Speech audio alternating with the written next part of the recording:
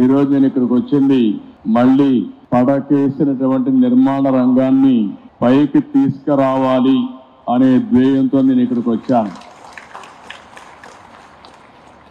మీకందరికి కూడా నూతన సంవత్సర శుభాకాంక్షలు. తొందరలోనే సంక్రాంతి కూడా వస్తుంది. సంక్రాంతి శుభాకాంక్షలు. ఇదే కాకుండా భవిష్యత్తులో కన్స్ట్రక్షన్ యాక్టివిటీకి పెద్ద బూస్టప్ రావాలని మనస్ఫూర్తిగా నూతన సంవత్సరంలో కోరుకుంటున్నాను. ఈరోజు మీరు చూస్తే ఎన్నికలప్పుడు మేము చూసాం,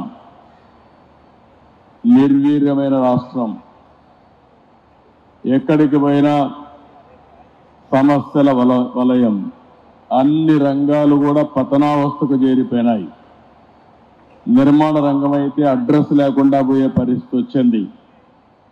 మేము ఆ రోజు ఒకే మాట చెప్పాం, మమ్మల్ని ఆశీర్వదించండి, మళ్ళీ ఆంధ్ర రాష్ట్రాన్ని అన్ని రంగాలలో అభివృద్ధి చేసే బాధ్యత మేము తీసుకుంటామని చాలా స్పష్టంగా ఆ రోజు మీ అందరికీ హామీ ఇచ్చాం.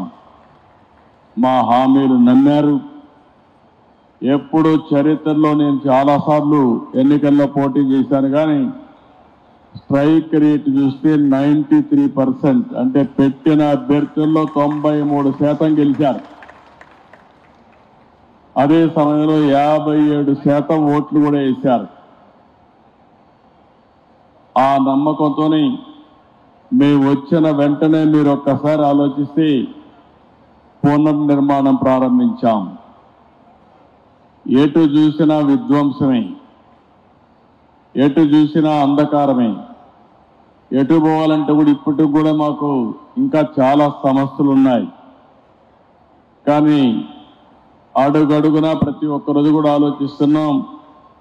ఆలోచించి నిన్నే మీరు చూస్తే ప్రధానమంత్రి గారు వచ్చి ఆంధ్రప్రదేశ్ రాష్ట్ర చరిత్రలో ఎప్పుడు రాని విధంగా 2,08,000 కోట్ల రూపాయలకు ఫౌండేషన్లు వేశారు. ఇంకో పక్క ఇనాగరేషన్లు చేశారు. అంటే ఇప్పుడిప్పుడే కొత్తగా పెట్టుబడులు వస్తున్నాయి. విశ్వాసం పెరుగుతా ఉంది. బ్రాండ్ ఏపీ ఇప్పుడిప్పుడే మళ్ళీ ముందుకు పోయే పరిస్థితి వస్తూ ఉంది. దీంట్లో అనేక రంగాలు పెట్టుబడులు వస్తున్నాయి. ఆ రంగాలు మీరు చూస్తే ఎప్పుడు కూడా నూతనమైన రంగాలను అందిపుచ్చుకోవడంలో ఒక పక్కన ఎన్డీఏ కానీ తెలుగుదేశం పార్టీ కానీ ఎప్పుడూ ముందుంటాం. ఈరోజు మీరు చూస్తున్నారు, 95లో హైదరాబాద్లో ఏమీ లేని సమయంలో అంచెలంచెలుగా అభివృద్ధి చేసి ఈరోజు ఇండియాలోనే నెంబర్ 1 సిటీగా, మోస్ట్ లివబుల్ సిటీగా తయారు చేశామంటే ఆ రోజు చేసిన ఫౌండేషనే. అక్కడ కూడా ఆ రోజు నిర్మాణ రంగమే లేదు. అలాంటి నిర్మాణ రంగాన్ని ముందుకు తీసుకుపోయాం. స్టెప్ బై స్టెప్ అభివృద్ధి చేశాం, ముందుకు వచ్చాం. ఈరోజు మీరు చూస్తే ఒక విషయం మనం గుర్తుపెట్టుకోవాలి, ఒక ఎకో సిస్టమ్ క్రియేట్ కావాల్సిన అవసరం ఉంది. ఒక పక్క ఇండస్ట్రీస్ రావాలి, ఒక పక్క వ్యవసాయం అభివృద్ధి కావాలి, పర్యాటక రంగం కూడా ఊపందుకోవాలి. ఇంకొక పక్కన ఇవన్నీ ఎంత పెద్ద ఎత్తున పెరిగితే అంత పెద్ద ఎత్తున రియల్ ఎస్టేట్ కానీ నిర్మాణ రంగం కానీ ముందుకు పోయే పరిస్థితి వస్తుంది. ఒక నిర్మాణ రంగంలో మేము అనేక సార్లు చెప్పాం, 30-40 లక్షల కుటుంబాలు నిర్మాణ రంగం పైన ఆధారపడుతున్నారు. గడచిన 5 సంవత్సరాల్లో ఇసుక కూడా దొరకని పరిస్థితి ఉంటే నేను వస్తానే ఉచిత ఇసుక మళ్ళీ తీసుకొచ్చి ఎవ్వరు కూడా ఇసుక కొరత లేకుండా చేయగలిగాం. ఎక్కడైనా సరే నేను ఒకటే మిమ్మల్ని కోరుతున్నా, మీకు ఎవరికి ఇసుక దొరకకపోతే నిర్మాణ రంగంలో మీరు దబాయించి తీసుకునే హక్కు ఈ ప్రభుత్వం మీకు ఇచ్చిందని చెప్పి కూడా నేను మీకు తెలియజేస్తున్నా.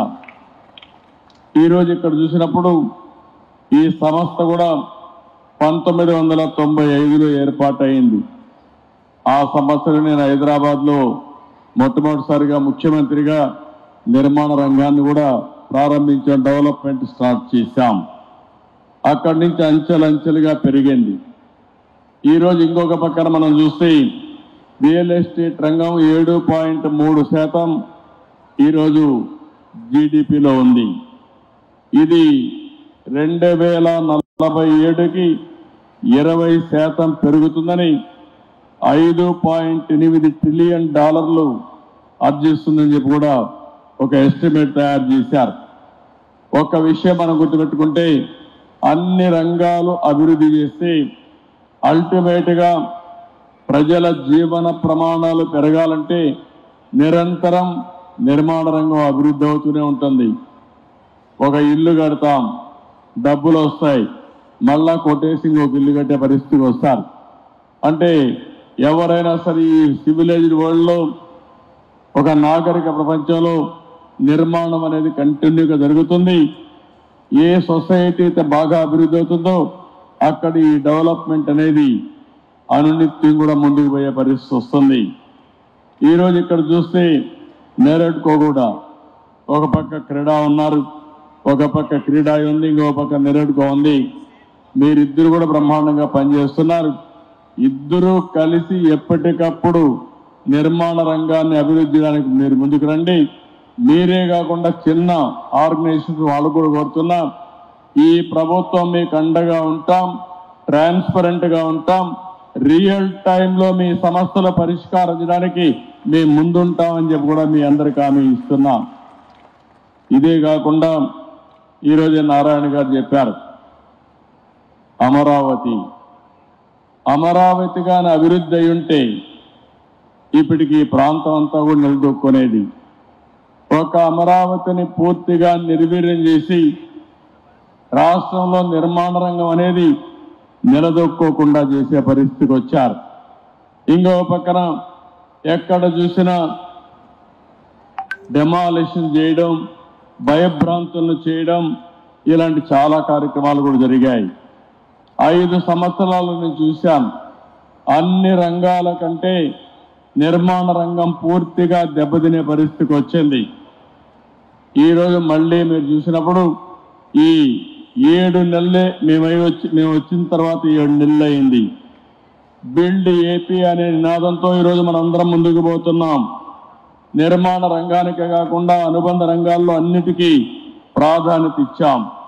ఈ ప్రాధాన్యత వల్ల ఎక్కడికక్కడ ఒక పద్ధతి ప్రకారం ఇవన్నీ జరిగే పరిస్థితికి వస్తున్నాయి. మీరు ఒక పక్కన చూస్తే నా జీవితంలో ఎప్పుడూ చూడని విధంగా ఈరోజు భూ సమస్యలు వచ్చాయి. నాకు వచ్చే 100 పిటిషన్లు వస్తే అందులో 60-70 ల్యాండ్ రిలేటెడ్ సమస్యలే వచ్చాయి. రికార్డ్స్ తారుమారు చేశారు, భూ కబ్జాలు చేశారు, ఒకరి భూమిని ఇంకొకరు రాహించారు. కడాన సొంత ఒక ల్యాండ్ టైటిలింగ్ యాక్ట్ కూడా తీసుకొచ్చి ఇష్టానుసారంగా చేస్తే అవన్నీ రద్దు చేసి ఈ ల్యాండ్స్ అన్ని మళ్ళీ ప్యూరిఫై చేయాలంటే చాలా సమయం తీసుకొచ్చే పరిస్థితి వచ్చింది. నేను మిమ్మల్ని అందరూ కూడా నిర్మాణ రంగంలో ఉన్నారు కాబట్టి ఇప్పుడే తిరుపతిరావు గారు కానీ మీ వాళ్ళందరూ చెప్పారు, ఒక మాట చెప్పారు, మేము తప్పు చేయం, ఎవరైనా మాలో తప్పు చేసే వాళ్ళు ఉంటే గట్టి చర్యలు తీసుకోమని వాళ్ళు కోరారు. అందుకే నేను చెప్తున్నా, ఈరోజు first time land grabbing prohibition act కూడా తీసుకొచ్చాం. ఎవరైనా కానీ ల్యాండ్ గ్రాబింగ్ చేస్తే మాత్రం ఎవరిని వదిలిపెట్టమని చెప్పి కూడా నేను మీకు తెలియజేసుకుంటున్నా.